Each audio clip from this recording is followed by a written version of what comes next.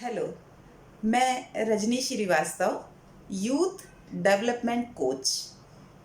आज सैटरडे है और सैटरडे को हम बात करते हैं वेलनेस के बारे में।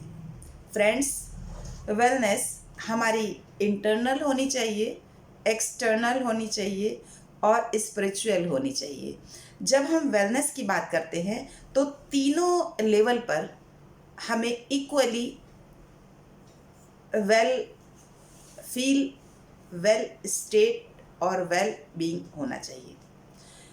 इंटरनल वेलनेस के लिए ज़रूरी है जो हमारे अंदर बिलीव्स हैं, हमारे वैल्यूज़ हैं, हम उनसे कितना प्रभावित हैं और उनको लाइफ में कितना वो हमारी लाइफ में कितना मैटर करते हैं। इसको एक एग्जांपल से समझा जा सकता है कि खिलाड़ियों के एक ग्रुप में कोई फुटबॉल का खिलाड़ी है। वो एक किक मारता है और बॉल ऊपर जाकर किसी इमारत से टकरा जाती है और वो इमारत धराशायी हो जाती है, यानी कि उस किक के मार से वो इमारत गिर जाती है। यहाँ एक महत्वपूर्ण बात ये है कि क्या उस किक में इतना बल था, या उस फुटबॉल की जो गेंद है, बॉल जो है, वो क्या इतनी पावरफुल थी जो इमारत गिर गई? नहीं। इसका तात्पर्य ये है कि उस एक किक से इमारत के गिरने का अर्थ ये है कि इमारत की नींव कमज़ोर थी। अगर हमारा फाउंडेशन, चाहे वो एजुकेशन हो या हमारे संस्कार हों, बेसिक फंडामेंटल चीज़ें जो है हमारे जीवन के लिए, उसमें अगर मजबूती नहीं है तो हमारी ये इमारत, ये हमारा जो एक्सटर्नल लेवल पर, यानी कि हमारी हेल्थ, फिज़िकल हेल्थ प्रभावित हो रही है। तो वेलनेस यहाँ पर भी काम करता है और केवल यहीं पर काम नहीं करता है, हमें ये समझना होगा। दूसरी तरफ कभी कभी ऐसा होता है कि हम कहीं जा रहे हैं, हमारी गाड़ी से दूसरी गाड़ी ने हमारी गाड़ी को टक्कर मार दी। हम बिल्कुल आराम से जा रहे थे, सभी रूल्स को फॉलो कर रहे थे, हमारी स्पीड हमारे कंट्रोल में थी, फिर भी हमारी गाड़ी को किसी ने हिट कर दिया। और हम जब गाड़ी से उतरते हैं तो हम आउट ऑफ कंट्रोल रहते हैं, यानी कि एक इवेंट हो चुका है, एक घटना हो चुकी है और जिसमें हमारा कोई रोल नहीं है, फिर भी हमारे इमोशंस एंगर के रूप में, गुस्से के रूप में, हमारी पूरी पर्सनैलिटी के नेगेटिव अप्रोच को पब्लिकली डिस्प्ले कर रहे होते हैं। ये होती है इंटरनल, हम अंदर से कितने वेल हैं, हम अंदर से कितने स्वस्थ हैं, ये शो करता है। यानी कि हमारे इमोशंस का जो रिमोट कंट्रोल है वो दूसरे पर है। ठीक है, दुर्भाग्यवश एक घटना घटी, टक्कर लगी हमारी गाड़ी को, लेकिन हमने अपने इमोशंस को, अपने जो उसको लूज़ कर दिया और हम अपने ख़राब रूप में सामने आ गए। हमारे शब्द ख़राब हो गए, हमारी जो फिजियोलॉजी है, जो हमारा एक्सटर्नल बिहेवियर है, हमारी टोनैलिटी है, वो सब नेगेटिव इम्पैक्ट में आ गए। Automatic, just before a second, just before that moment, हम कितने कूल काम, हम व्हीकल ड्राइव कर रहे हैं, यानी कि अच्छे से चला रहे हैं, तो ये हुआ हमारा इंटरनल वेलनेस का कहाँ पर स्टैंड करता है। उसके बाद आता है स्पिरिचुअल लेवल पर हम कितने वेल बीइंग हैं।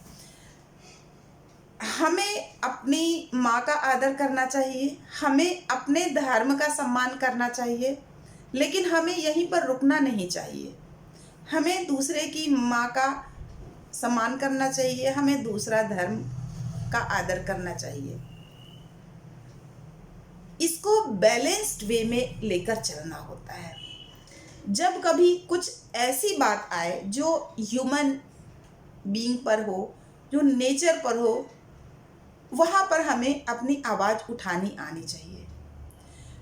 बहुत कुछ हमारे अंदर चल रहा है, बहुत कुछ हम कहना और करना चाह रहे हैं, लेकिन कुछ लोग हमें रोक रहे हैं और वहाँ हम एक्शन नहीं ले पा रहे हैं और हम स्टक होके रह जा रहे हैं। तो ये भी ठीक नहीं है। ये भी हमें समझना होता है कि हम यहाँ आए हैं, ईश्वर ने हमें एक जर्नी, हम कहीं से आए हैं और हमारी जर्नी स्टार्ट हुई है।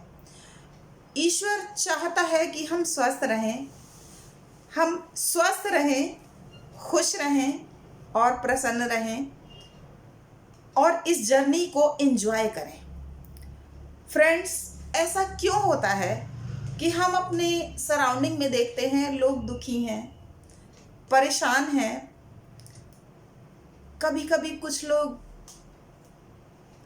सुसाइड तक कर लेते हैं,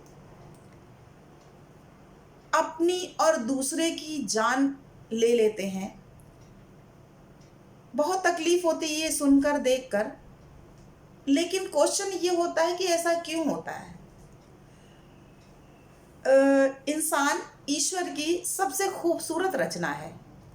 जैसे हमारी कई संतानों में एक संतान हमारी सबसे प्रिय होती है, ऐसे ही इस सृष्टि को ईश्वर ने बनाया है और इसमें नेचर है, नदियां हैं, वन है, पहाड़ है, सूर्य है, चंद्रमा है, धरती है और मनुष्य है।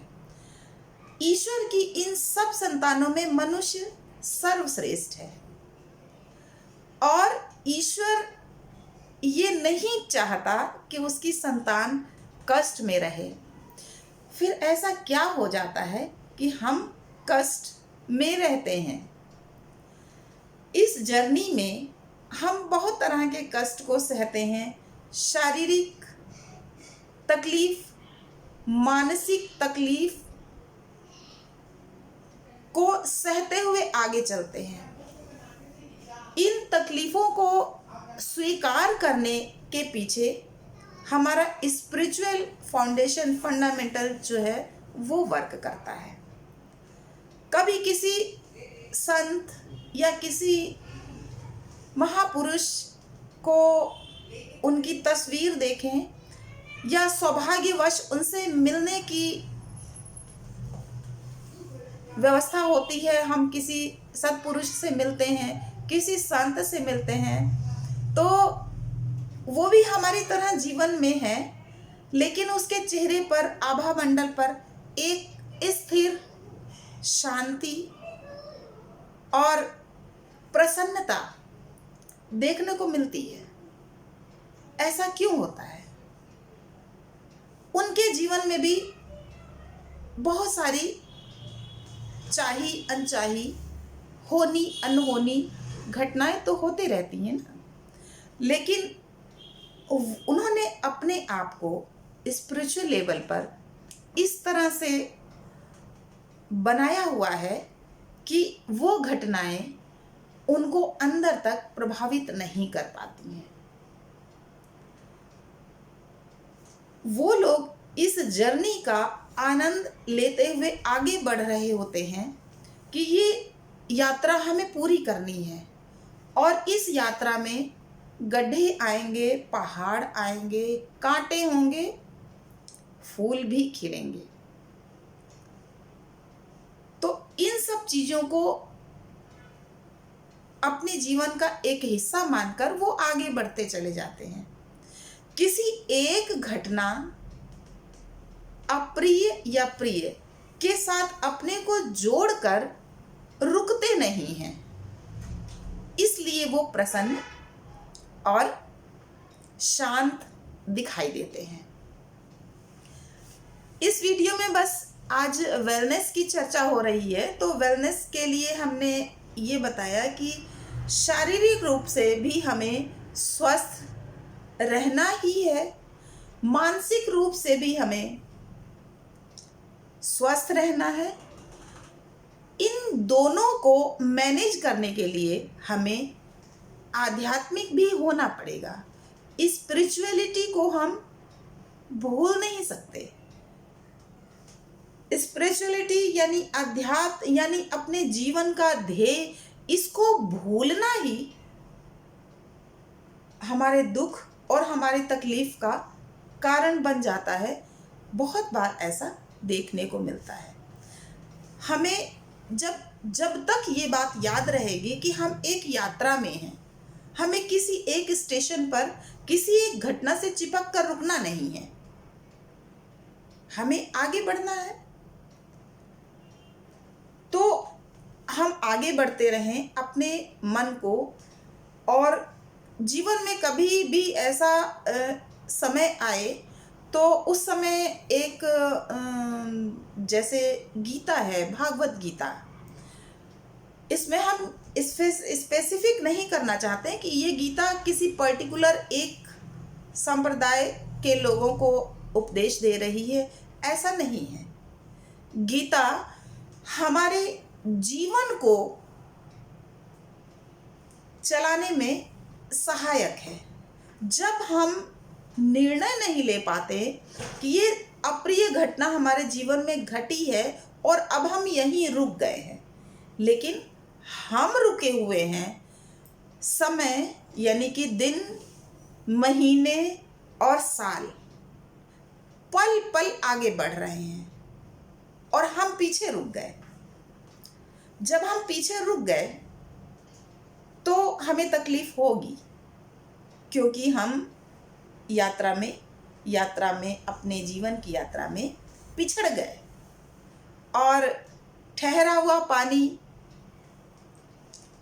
सड़ जाता है, रुकी हुई नदी में जीवन नहीं होता है, रुकी हुई हवा हमें जीवन नहीं देती है। इसी तरह हम किसी भी घटना के साथ अगर रुके रह जाते हैं, जुड़े रह जाते हैं, तो समय आगे बढ़ गया और ये जो पिछड़ापन है ये हमारे अंतःकरण में अपनी जगह बना लेता है, और उसके बाद फिर हम जीवन को बैलेंस करने में हम अपनी पूरी जद्दोजहद लगा देते हैं और फिर भी हम समय के साथ नहीं जुड़ पाते हैं। फ्रेंड्स, फिजिकली, मेंटली और इमोशनली हमें समय के साथ रहना है, और जो भी हमारे आगे और पीछे अच्छा या बुरा घट रहा है उसको देखते हुए, समझते हुए हमें आगे तो बढ़ना ही होगा। और जब हम आगे बढ़ते रहेंगे तो हम स्वस्थ भी रहेंगे, खुश भी रहेंगे और अपनी यात्रा का आनंद भी ले रहे होंगे। आज का ये वीडियो इतना ही। इस वीडियो में नेक्स्ट दूसरे वीडियो में दूसरे विषय के साथ मिलेंगे। हमने आपको बताया सोमवार से शनिवार तक हम हर दिन एक ख़ास विषय को लेकर उस पे आपसे बात करते हैं। तो आज हमने वेलनेस पर बात की। Once again thanks for watching my video, और आप हमसे जुड़े रहिए। हमारे चैनल को, हमारे इसको लाइक कीजिए, सब्सक्राइब कीजिए और अपना ध्यान रखिए। ईश्वर ने हमें खुश रहने के लिए बनाया है, स्वस्थ रहने के लिए बनाया है। इसे हमें भूलना नहीं है। इसलिए खुश रहें, स्वस्थ रहें, अपना ध्यान रखें। Thank you.